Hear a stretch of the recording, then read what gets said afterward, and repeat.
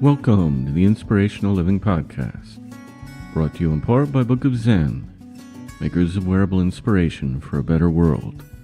Visit them online at bookofzen.com.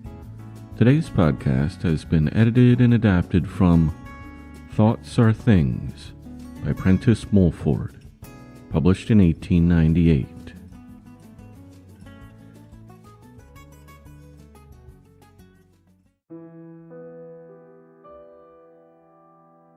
You are fortunate if you love trees, especially the wild ones, growing where the great creative force has placed them, independent of human care.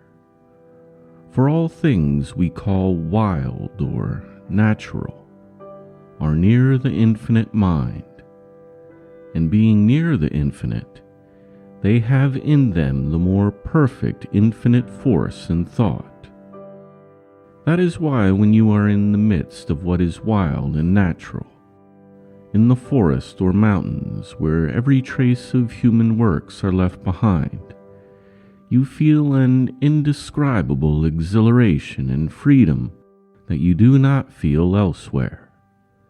You breathe the elements ever being thrown off by the trees, the rocks, the birds, and animals, and by every expression of the infinite mind about you. It is healthfully exhilarating. It is something more than air. It is the infinite mind as expressed by all these natural things which is acting upon you. You cannot get this force in a city, nor even in a carefully cultivated garden. For there the plants and trees have too much of our lesser mind in them, the human mind which believes that it can improve the universe. People are inclined to think that the infinite made this world in the rough, and then left it all together for us to improve. Are we really doing this in destroying the native forests, as well as the birds and animals which once dwelled in them? Are our rivers, many of them laden in the filth of sewage and factory, and our ever-expanding cities and towns, covering miles with piles of brick and mortar, their inhabitants crammed into the smallest living quarters, honeycombed with sewers below and resounding with rattle and danger above? Are these really improvements on the divine and natural order of things? You are fortunate when you possess a live, tender, earnest love for the wild trees, animals, and birds, and recognize them all as coming from and built of the same mind and spirit as your own, and able also to give them you something very valuable in return for the love you give them. The wild tree is not unresponsive or mindless of a love like that. Such love is not a myth or mere sentiment. It is a literal element and force going from you to the tree. It is felt by the spirit of the tree, for you represent a part and belonging of the infinite mind, and the tree represents another part and belonging of the infinite mind. It has its share of life, thought, intelligence, and you have a far greater share, which is destined to be greater still. Love is an element which, though physically unseen, is as real as air or water. It is an acting, living, moving force, and in that far greater world of life all around us, of which our physical senses are unaware, it moves in waves and currents like those of the ocean. There is a true sense in the tree which feels your love and responds to it, but it does not respond or show its pleasure in our way or in any way we can now understand. Its way of doing so is the way of the infinite mind of which it is a part. The ways of God are unsearchable and past finding out. They are not for us to fathom. They are for us only to intimate and live out insofar as they make us happier. There is for all, in time, a serenity and peace of mind which passeth all understanding. But this peace cannot be put through a chemical analysis or the operation of a dissecting room. Since the Great Spirit has made all things, is not that all-pervading mind and wisdom in all things? If then we love the trees, the rocks, and all things as the Infinite made them, shall they not, in response to our love, give us each of their own peculiar thought and wisdom? Shall we thus not draw nearer to God through a love for these expressions of God in the rocks and trees, birds and animals? Do we expect to find God, to realize, appreciate, and feel the power of the divine mind only by dwelling on a word of 3 letters, G-O-D? You laugh perhaps at the idea of a tree having a mind, a tree that thinks. But the tree has an organization like your own in many respects. It has for blood its sap. It has a circulation. It has for skin its bark. It has for lungs its leaves. It must have food. It draws nourishment from soil, air, and sun. It adapts itself to circumstances. The oak, growing in rough and windy climates, roots itself more firmly in the soil to withstand the tempest. The pines, growing thickly together, take little root, for they depend on numbers to break the wind's force. The sensitive plant recoils at the approach of a human's hand. Many wild plants, like indigenous peoples, will not grow and thrive in artificial conditions. With all these physical resemblances to our own body, should we deny the tree or plant such share of mind as the Infinite gives it? No, I think not. The tree is a part of the Infinite mind, even as you are. It is one of the all-pervading mind's myriads of thoughts. We see only such part or form of that thought as is expressed in the trunk, root, branch, and leaf. Even as with ourselves, we see only our physical bodies. We do not see our spiritual part, nor do we see in the tree its spiritual part. The tree is then literally one of God's thoughts. That thought is worth our study. It contains some wisdom we have not yet gotten hold of. We want that wisdom. We want to make it a part of ourselves. We want it because real wisdom or truth brings us power. We want power to give us better bodies, sounder bodies, healthier bodies. We want entire freedom from sickness.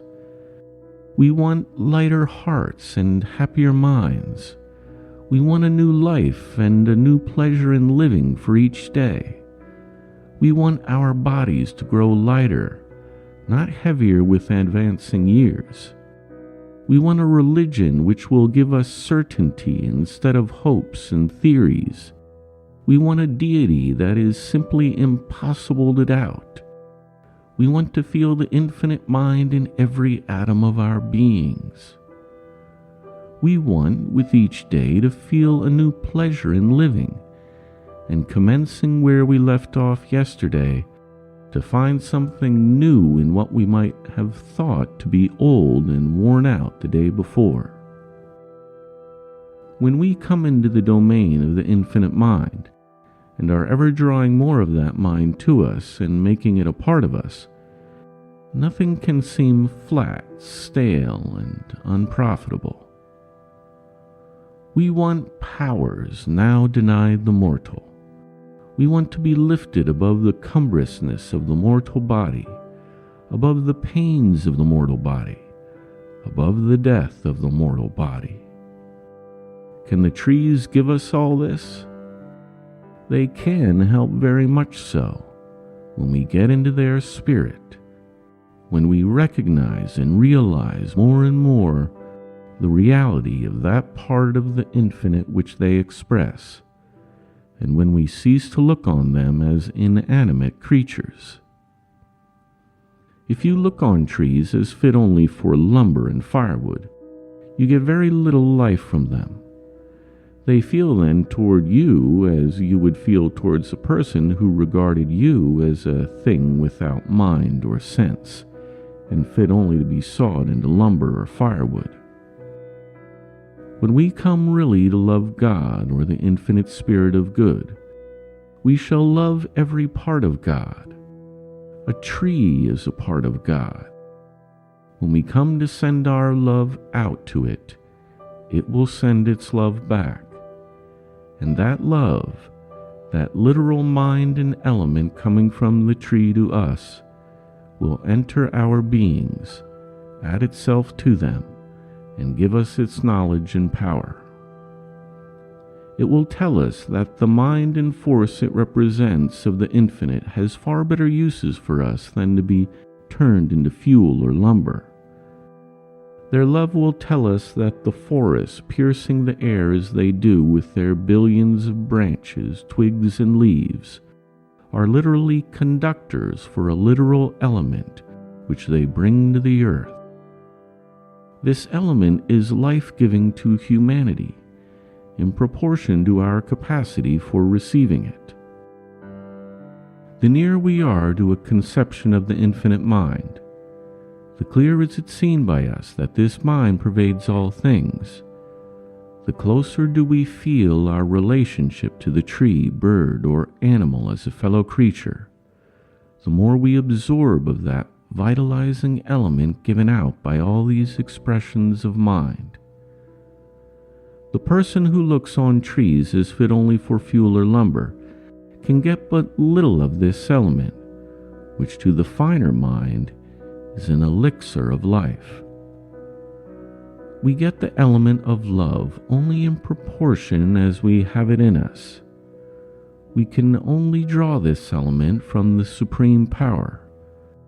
We draw it in proportion as we admire every expression of the infinite, be that expression a tree or shrub or insect or bird or other form of the natural. The more of these things we really love, the more of their element of love flows to us. That element is for us life as real as the tree itself. The more of that life we are receiving and absorbing, the more shall we realize a power in life, which can only be expressed as miraculous. We shall see more and more clearly in time that when we get to the higher, finer, and more enduring life to which we all must grow, we will have the greatest possible inducement to give the trees, plants, birds, animals, and all other expressions of the infinite their lives and their fullest liberty. We shall be compelled to love them. We cage a bird for our own pleasure. We do not cage the bird for its pleasure. That is not the highest love for the bird. The highest love for all things is for us a literal source of life. The more things in the world of nature to which we can give the higher love, the more of their natural love and life shall we get in return. So, as we grow, refine, and increase this power of recognizing and loving the bird, the animal, the insect, or in other words, the infinite in all things, we shall receive a love, a renewed life, strength, vigor, cheer, and inspiration from not only them, but the falling snowflake, the driving rain, the cloud, the sea, the mountain. And this will not be a mere sentiment, but a great means for recuperating and strengthening the body. For a love of nature strengthens the spirit with a strength which comes to stay. and what strengthens the spirit must strengthen the body. Communion with nature is something, like I've said, far above sentiment. It is a literal joining with the infinite being. The element received in such joining acts upon the mind and body and is as real as anything we see or feel. However, the ability to join ourselves with the divine through its expressions in the cloud, the tree, the mountain and sea, the bird and animal, is not possessed by all in equal degree. Some are miserable when alone in the forest, field, or mountain. These people are literally out of their element or habitual current of thought.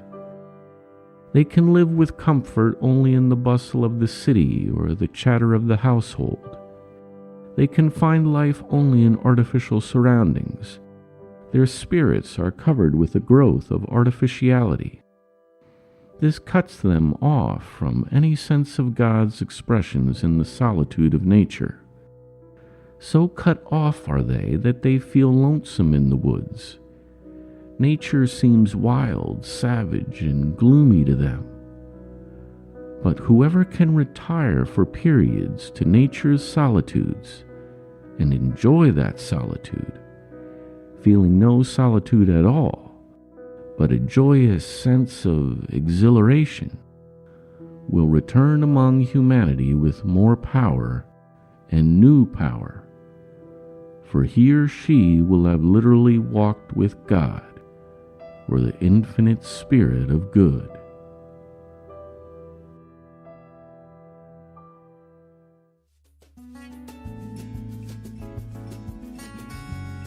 The Inspirational Living podcast is a production of The Living Hour. For free transcripts of our podcast, please go to livinghour.org. If you enjoy our podcast, please consider becoming a patron. You can become a patron for as little as $1 a month, which will ensure that we can continue our podcast for years to come. To become a patron, please visit patreon.com. That's patreon.com. Simply do a quick search for the Inspirational Living Podcast at patreon.com to find our Patreon page and learn more, including the free gifts we offer to every patron. Subscribe to our free podcast today at the iTunes Store, or at Google Play, or at Stitcher.com. Thank you for listening. We look forward to being with you next time.